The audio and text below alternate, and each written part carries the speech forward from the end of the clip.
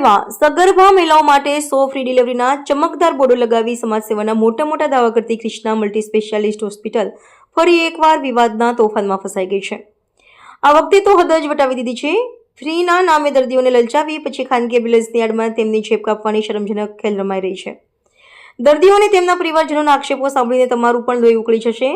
Delivery પછીની લૂંટ, હોસ્પિટલની ફ્રીની પાછળનું કાળું સત્ય। કલ્પના કરો, એક ગર્ભવતી મહિલા ફ્રી ડિલિવરીના વચને હોસ્પિટલમાં આવે છે।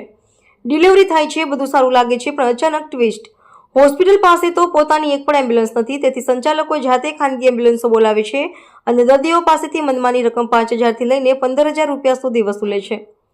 એક પીડિત મહિલાના પતિએ આંસુ સારીને કહ્યું, અમે તો ફ્રીના વચને આવ્યા, પણ ઘરે જવા માટે આટલી મોટી રકમ, અમે લાચાર હતા, ક્યાં જઈએ?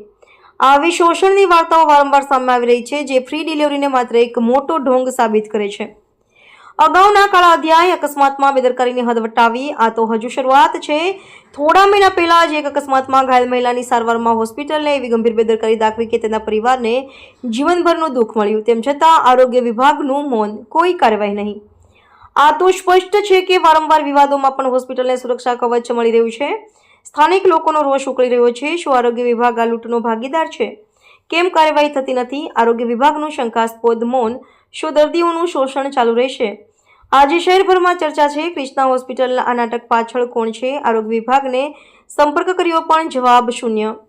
હોસ્પિટલ સંચાલકો પણ મૌન છે, પરંતુ હવે સમય આવી ગયો છે કે કડક તપાસ અને કાર્યવાહીનો, નહીં તો આવી ફ્રીની લાલચમાં કેટલા નિર્દોષ પરિવારો વધુ બરબાદ થશે। આ વિવાદ તમને પણ વિચારતા કરી દેશે।